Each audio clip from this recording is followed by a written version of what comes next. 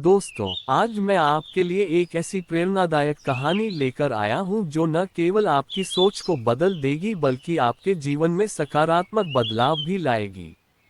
ये कहानी है भगवान बुद्ध की, जो हमें सिखाती है कि जीवन में धैर्य, करुणा और सही दृष्टिकोण कैसे अपनाया जाए।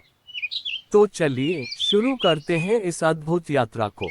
बहुत समय पहले की बात है। भगवान बुद्ध अपने शिष्यों के साथ एक गांव के पास रुके हुए थे।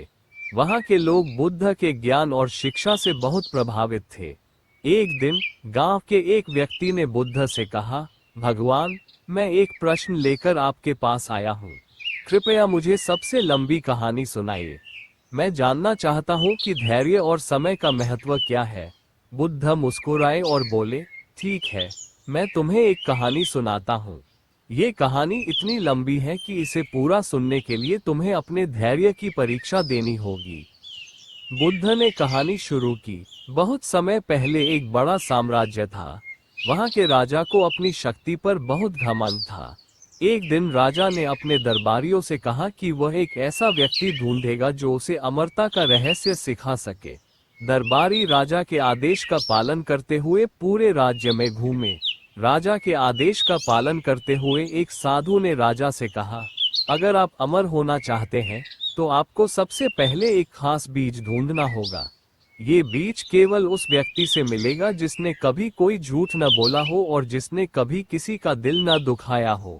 स्क्रीन पर राजा की चिंता दिखाए। राजा ने पूरे राज्य में उस व्यक्ति को ढूंढने का प्रयास किया, लेकिन उसे कोई ऐसा इंसान नहीं मिला। हर कोई अपने अतीत में कुछ न कुछ गलतियां कर चुका था।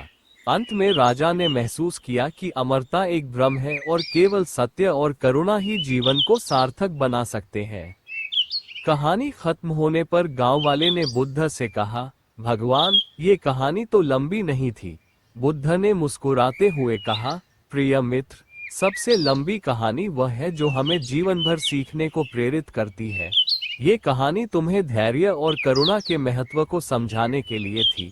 जीवन की सबसे लंबी कहानी वह होती है जो तुम्हारे अनुभवों के साथ निरंतर चलती रहती है। दोस्तों, ये कहानी हमें सिखाती है कि जीवन का हर पल, हर अनुभव एक कहानी है। हमें अपने अनुभवों से सीखते रहना चाहिए और अपनी गलतियों से आगे बढ़ते रहना चाहिए। धैर्य और सही दृष्टिकोण के साथ जीवन की हर चुनौती को पार करना संभव है। अगर आपको ये कहानी पसंद आई हो तो इसे लाइक करें, अपने दोस्तों के साथ शेयर करें और चैनल को सब्सक्राइब करें। मिलते हैं अगली कहानी में, तब तक के लिए नमस्ते। एंड स्क्रीन पर बुद्ध की एक प्रेरणादायक तस्वीर के साथ टेक्स्ट, करुणा, धैर्य और सत्य के मार्ग पर चलें।